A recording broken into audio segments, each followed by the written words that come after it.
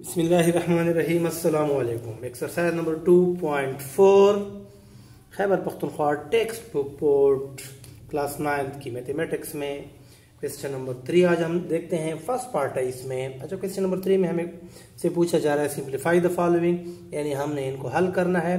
तो first part है हमारे पास 7, इसका एक्सपोनेंट 6 और डिनोमिनेटर में बट्टे के नीचे हमारे पास बेस यहाँ पर भी 7 है और इसका एक्सपोनेंट 4। ठीक हो गया। तो यहाँ पर हम क्या करते हैं, इसको सबसे पहले इस पे लॉ ऑफ एक्सपोनेंट लगाते हैं, एक्सपोनेंट का लॉ इस पे लगाते हैं। ये जो ऊपर वाला 7 एक्सपोनेंट 6 यानी 7 पावर 6 है, इसको यहीं पे रहने दे और ये जो बट्टे के नीचे जो तकसीम में इसको ऊपर ले जाएं। जब इसको ज़रब में तब्दील करेंगे तो इसकी जो पावर है ये +4 है, तो ये हो जाएगा -4। ठीक है यहाँ तक। अब इसके बाद यहाँ पे एक और लॉ लग रहा है एक्सपोनेंट का। देखें बेस सेम है, मल्टीप्लाई में तो क्या करते हैं, एक ले लेते हैं बेस और इसके एक्सपोनेंट ये क्या होते हैं, आपस में ऐड होते हैं। तो 6 + -4। नेक्स्ट स्टेप में देखें ये हो जाएगा प्लस इंटू माइनस माइनस, तो 6 - 4। डायरेक्ट भी आप ये कर सकते थे 7 6 - 4। ये स्टेप अगर आप ना भी करते तो ये डायरेक्ट भी कर सकते थे, बल्कि अगर आप ये स्टेप भी ना करते तो ये डायरेक्ट ये स्टेप भी कर सकते थे, लेकिन ये आसानी के लिए समझाने के लिए ठीक हो गया। तो ये हो जाएगा 7, इसका एक्सपोनेंट 6 - 4 2। एक्सपोनेंट को हम पावर के मुतबादिल भी इस्तेमाल करते हैं, इसको हम पावर भी कहते हैं, लेकिन असल में पावर इस सबको कहा जाता है जिसमें ये हमारे पास बेस है और एक्सपोनेंट है। लेकिन आमतौर पर हम इसको इस्तेमाल करते हैं एक्सपोनेंट के लिए, हम पावर का लफ्ज भी इस्तेमाल करते हैं। ठीक हो गया। अब 7 पावर 2 7 स्क्वायर है हमारे पास, इसका मतलब है कि 7 को कितने टाइम में मल्टीप्लाई करना है, 2 टाइम। 7 × 7 ये हो जाएगा 49। तो ये आपका आंसर हो जाएगा। अच्छा, यहाँ तक भी आपका आंसर तक काफ़ी ही था, लेकिन अगर आप इसको आगे ले जाना चाहें तो आगे आप इसको मजीद भी सिंप्लीफाई कर सकते हैं। अब हम देखते हैं इसी सवाल का दूसरा पार्ट जी। तो सेकंड पार्ट है हमारे पास 2 एक्सपोनेंट 4 इंटू डॉट मतलब ज़रब 5 इसकी पावर 3 और यहाँ पे डिवाइडेड बाय 10 पावर 2। तो ये 2 पावर 4 इसको उसी तरह आने दें, इस डॉट को ख़त्म करें, ज़रब लगा लें 5 पावर 3। यहाँ पे 10 की फैक्टराइजेशन कर लें, 10 के फैक्टर बना लें। 2 × 5 हम 10 को लिख सकते हैं और ये होल पावर 2 हो जाएगी। अब 2 पावर 4 यहाँ पे 5 पावर 3 डिवाइडेड बाय, अब ये जो होल पावर है इसकी भी है और इसकी भी है, तो दोनों को क्या कर दें, ये होल पावर असाइन कर दें, इसको भी दे दें और 5 को भी दे दें। अब आगे आ जाए, इनको अब ऊपर ले आते हैं। यहाँ पर जो है हम एक्सपोनेंट का एक लॉ लगाते हैं। ये जो 2 पावर 4 और 5 पावर 3 है ऊपर वाले, इनको उसी तरह आने दें और ये 2 पावर 2 ये जब ऊपर आएगा तो ये हो जाएगा 2 पावर -2 और 5 पावर भी +2 है, तो इसका भी साइन चेंज हो जाएगा। अगर माइनस होता फिर प्लस हो जाता, प्लस है तो अब ये माइनस हुआ है। ठीक हो गया। अब आपने क्या करना है, यहाँ पे ऑर्डरिंग करें बाय ऑर्डरिंग।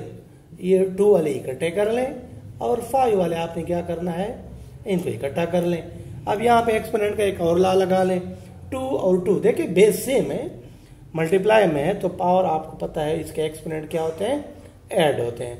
तो डायरेक्ट ये प्लस इंटू माइनस माइनस हो जाएगा, तो 4 - 2 आ जाएगा। यहाँ पर भी ये आ जाएगा 3 - 2। 2 इसका एक्सपोनेंट 4 - 2 2 आ जाएगा और ये 5 3 - 2 1। ठीक हो गया। 2 पावर 2 का क्या मतलब है, 2 × 2 और यहाँ पे 5, तो ये 2 2 = 4 4 5 = 20। तो ये आपका 20 आपका आंसर हो जाएगा। थर्ड पार्ट देखते हैं इसी सवाल का जी। थर्ड पार्ट देखें, a + b having exponent 2 × c + d sorry तो इसका भी एक्सपोनेंट हमारे पास 3 है और a + b इसका एक्सपोनेंट कुछ नहीं है तो 1 है। c + d का हमारे पास एक्सपोनेंट कितना है, इसका 2 है और होल आप देख सकते हैं होल पावर 3 है। तो सबसे पहले ये जो होल पावर है 3 ये सबका है, इसको भी दे दें, इसको भी और इसको भी, और पावर हमें पता होना चाहिए कि आपस में मल्टीप्लाई होते हैं। ठीक हो गया। तो a + b ये 2 इसका अपना और ये जो होल पावर है ये यहाँ पे आके मल्टीप्लाई हो जाएगा। डॉट का क्या मतलब है, मल्टीप्लाई c + d 3 इसका अपना है ये, और ये जो इसको मिलेगा ये इसको 3 × 3 हो जाएगा। a + b यहाँ पे आप देखें ये 1 × ये 3 मल्टीप्लाई सी प्लस, आप डॉट लगाएं या ज़रब लगाएं, आपकी मर्जी है। 2 ये इससे भी मल्टीप्लाई होगा तो ये हो जाएगा 3। ठीक होगी यहाँ तक। अब आगे अगले स्टेप में हम इनको क्या कर लेते हैं, मल्टीप्लाई कर लेते हैं पावर्स को आपस में। a प्लस बी, यहाँ पे 2 इंटू 3 इसका एक्सपोनेंट हो जाएगा 6। c प्लस डी, ये कितना हो जाएगा 3 3 9 हो जाएगा। और यहाँ पे a प्लस बी 1 इंटू 3 तो ये हो जाएगा 3। c प्लस डी ये हो जाएगा 2 इंटू 3, ये हो जाएगा 6। अब क्या करते हैं अगले स्टेप में कि जो नीचे वाले हैं इनको हम क्या कर लेते हैं ऊपर ले आते हैं। ऊपर वाले उसी तरह आने दें। a प्लस बी ये 6 ठीक हो गया, और ये a प्लस बी इसको ऊपर ले आते हैं तो इसकी जो पावर है उसका साइन क्या हो जाएगा, एक्सपोनेंट का साइन चेंज हो जाएगा। प्लस 3 है तो ये हो जाएगा -3।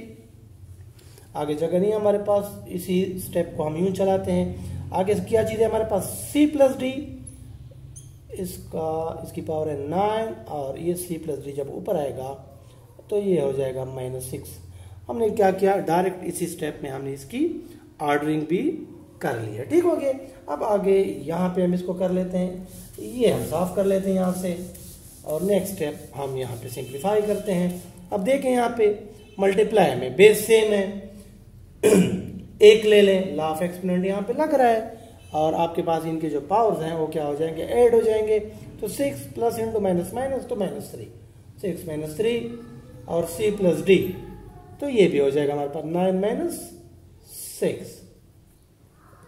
नेक्स्ट स्टेप में आपके पास इसका आंसर आ जाएगा a प्लस बी 6 - 3 3 आ जाएगा, इंटू c प्लस डी 9 - 6 आ जाएगा, ये भी हमारे पास 3।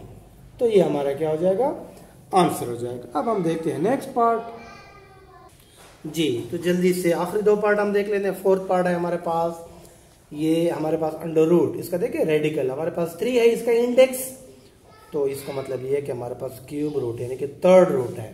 तो सबसे पहले हम इसका क्या खत्म करते हैं, इसका रूट खत्म करते हैं, ये a अपनी जगह, यानी कि इसको एक्सपोनेंशियल फॉर्म में लेके आते हैं। ये जब 3 इसका इंडेक्स एक्सपोनेंट की शक्ल में आएगा तो ये हो जाएगा 1/3, और ये बाहर वाला पहले से जो इसकी पावर गिवन है, एक्सपोनेंट गिवन है 1/2, इसको उसी तरह आने दें। a, अब यहाँ पे हमें पता है कि एक्सपोनेंट आपस में क्या होंगे, मल्टीप्लाई होंगे। ठीक हो गया। नेक्स्ट a 1 इंटू 1 1, और 3 इंटू 2 तो ये हो जाएगा 6। तो ये आपका आंसर हो जाएगा। अब हम देखते हैं लास्ट पार्ट जी। लास्ट पार्ट में देखें हमारे पास 5th रूट और 4th रूट गिवन है। तो सबसे पहले हम क्या करते हैं, इनका क्या खत्म करते हैं, ये रूट खत्म करते हैं, रेडिकल खत्म करते हैं, इसको एक्सपोनेंशियल फॉर्म में लेके आते हैं। x पावर 5 अपनी जगह, और जब इसका ये रूट खत्म होगा तो ये हमें यहाँ पे क्या देगा, 1/5। यहाँ पर x4 इसकी अपनी पावर है, और ये जो इंडेक्स यहाँ से खत्म होगा जब ये एक्सपोनेंशियल फॉर्म में जाएगा तो 1/4। ठीक हो गया। अब पावर हमें पता है आपस में मल्टीप्लाई होते हैं। ठीक हो गया। तो 4 इंटू 1/4, ये और ये आपस में कैंसल आउट हो जाएंगे, ये तकसीम में, ज़रब में, ये भी आपस में कैंसल आउट हो जाएंगे। यहाँ पे क्या बचा, x1 इंटू x1। अब देखें एक और ला लग रहा है एक्सपोनेंट का, मल्टीप्लाई में है, बेस सेम है, तो क्या करेंगे, एक ले लेंगे और इनके पावर आपस में ऐड हो जाएंगे। तो ये x हैविंग एक्सपोनेंट 2, ये आपका क्या हो जाएगा, आंसर हो जाएगा। तो उम्मीद करते हैं कि आपको आज का लेक्चर अच्छा लगा होगा, समझ में आया होगा। बहुत जल्द इंशाल्लाह नेक्स्ट लेक्चर के साथ दोबारा आपकी खिदमत में हाजिर होगी। तब तक के लिए अल्लाह हाफिज़।